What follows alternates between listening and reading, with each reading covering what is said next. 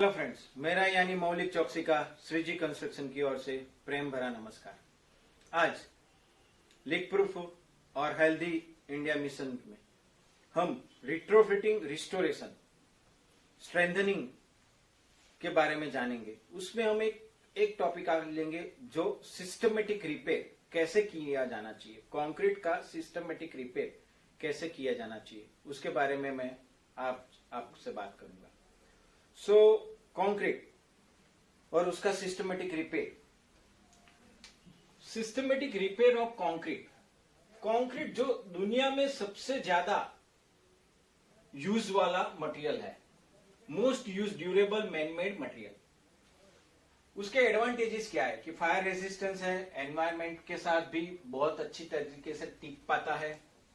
Generally ऐसा देखा गया है कि 20 से 25 साल तक का कोई बिल्डिंग होता है तो ड्यू टू एज उसका रिपेयरिंग करना चाहिए, वो रिक्वायरमेंट में आ जाता है। अदरवाइज उसकी सर्विस लाइफ जो हमने 50 साल डिजाइन की हुई है वो उससे पहले बिल्डिंग डिटोरिएट हो जाता है। What is repair? माने रिपेयर किसे कहा जाना चाहिए या किसे कहते हैं? तो जो भी स्ट्रक्चर है उसको एक नया रूप देना, उसको नई स्ट्रेंथ देना, उसकी ड्यूरेबिलिटी को इंप्रूव करना, उसका अपीयरेंस बढ़िया सा बनाना, उसे रिपेयर कहा जाता है।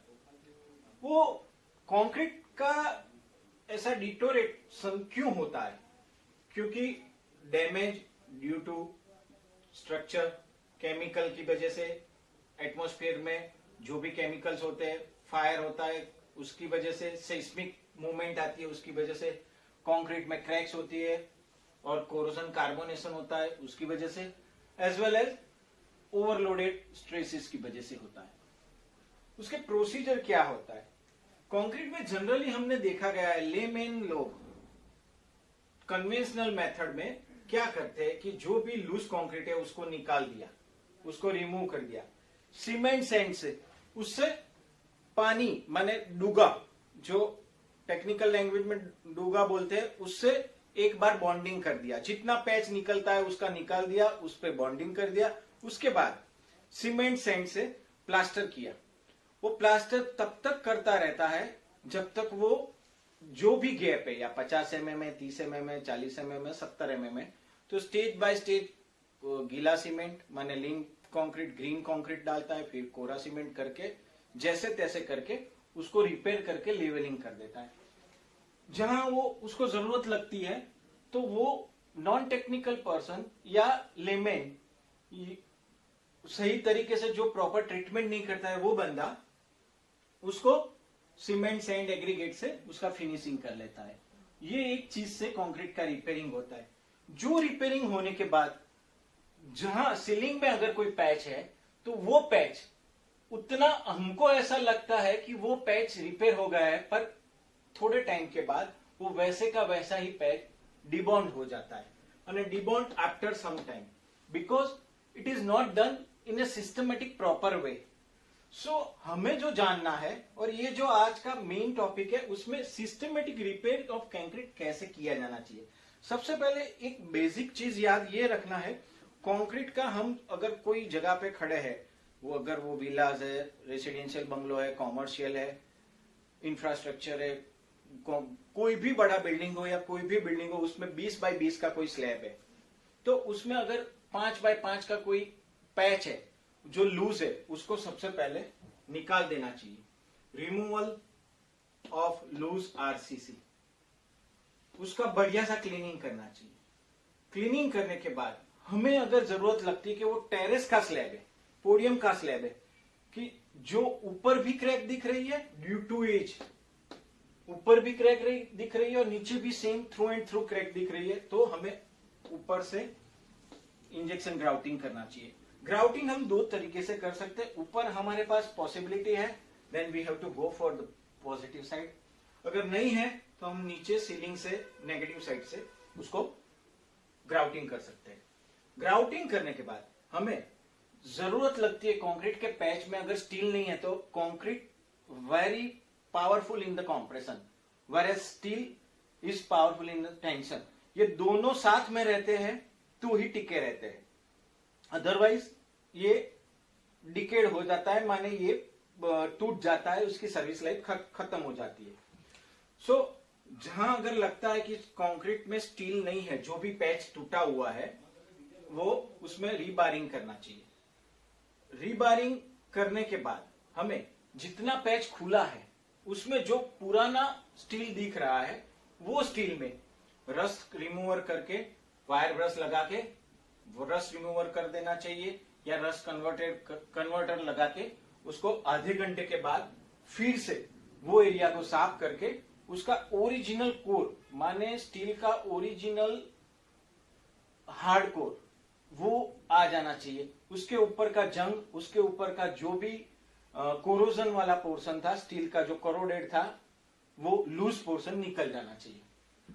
ये हो जाने के बाद हमें उसके ऊपर जिंक रिच प्राइमर के कोट कर देने चाहिए, जिससे जितना भी सॉलिड कोर बचा हुआ है, समझो कि 12 mm का स्टील बार था, अभी वो 8 mm का है, तो as per the site condition और with the help of the structural engineer और एक्सपर्ट और as per the designing of the expert, हमें उसमें जिंक रिच प्राइमर का कोट कर देना चाहिए। जरूरत लगती है तो रीबारिंग करना चाहिए या स्ट्रेंथनिंग करना चाहिए, पर जिंक रिच प्राइमर करके हमें जितना सॉलिड 8 mm का कोर बचा है उसको फिर से नई सर्विस लाइफ देते हैं, इसलिए जिंक रिच प्राइमर का कोट कर देना चाहिए। उसके बाद जितना एरिया कंक्रीट का जितना एरिया है और स्टील, वो पूरे एरिया में प्राइमर का एसबीआर, स्टायरिन बुटाडाइन रबर, माने एक बेसिक लेवल पे सीमेंट बॉडीफायर बॉन्डिंग एजेंट कहा जाता है, उसका सीमेंट के साथ उस पे एक लेमन लैंग्वेज में ऐसा कह सकते हैं कि फेविकॉल लगा सकते हैं, बॉन्डिंग एजेंट लगा सकते हैं। उसके बाद उसको लेवलिंग करने के लिए, प्लास्टरिंग या लेवलिंग के लिए, अगर वो पैच 50 mm से ज्यादा डेप्थ में टूटा हुआ है या गिरा हुआ है या उतना लूज है कंक्रीट, तो हमें सैंड, सीमेंट और aggregates as per the site condition, aggregates below 10 mm 12 mm या जो भी है सिचुएशन के हिसाब से उसको एक बार तीनों मिला के उसका प्लास्टर करना चाहिए। दूसरे दिन दूसरे स्टेप में हमें फिर से अगेन सेम लेवल पे प्लास्टरिंग करना चाहिए सीमेंट सैंड एग्रीगेट से, और वो जितनी डेप्थ थी वो कम, माने 30 mm तक आ जाए, ऐसा कुछ करना चाहिए। उसके बाद अगेन हमको प्लास्टरिंग करके वो पैच को फिनिश कर लेना चाहिए। ये लॉ ऑफ ग्रेविटेशनल फोर्स के अगेंस्ट में है, इसलिए एक ही साथ हम 50 mm का प्लास्टर नहीं कर सकते। अगर वो हमने किया तो हमको ऐसा लगेगा कि वो टिका हुआ है, but it is against law of gravitational force, so वो अपने आप छूट जाएगा, वो टिक नहीं पाएगा। इसलिए हमें स्टेज बाय स्टेज उस पे 3, 4 जिस हिसाब से साइट की कंडीशन हो उस हिसाब से उसके पैच करने चाहिए। ये हो जाने के बाद हमें जितना एरिया में जो भी जगह पे पैच वीकन है कंक्रीट के, वो हम सीलिंग के, मैंने आरसीसी स्लैब में भी कर सकते हैं, एज वेल एज ये कॉलम के बेस में भी यही कर सकते हैं।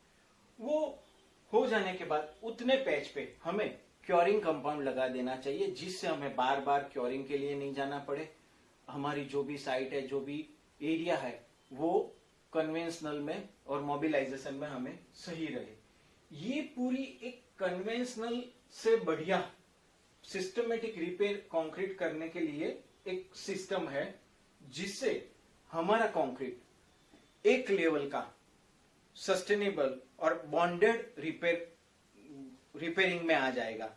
सो हमें कंक्रीट जब भी हम देखते हैं कहीं 25-50 साल 30 साल का पुराना स्ट्रक्चर है, तो लो बजट में हमें कुछ भी करना है और लंबे अरसे तक बढ़िया सा करना है, तो we must go for the systematic repair of concrete in this particular systematic steps in detail. So once again बहुत बढ़िया आप लोगों ने ये मेरी वीडियो सुना। श्रीजी कंस्ट्रक्शन को लाइक करें, शेयर करें, सब्सक्राइब करें। अगर आप इसके बारे में डिटेल्स में जानना चाहते हो तो डिस्क्रिप्शन पे जाके आप मुझे, आपकी कोई भी क्वेरी है तो आप मुझे भेज सकते हैं। मेरा व्हाट्सएप नंबर है 9824505181। मेरा ईमेल आईडी है info@srijiwaterproofing.com। मेरी वेबसाइट है www.srijiwaterproofing.com। धन्यवाद। खुश रहे, मस्त रहे, पर अस्त व्यस्त न रहे। जय हिंद।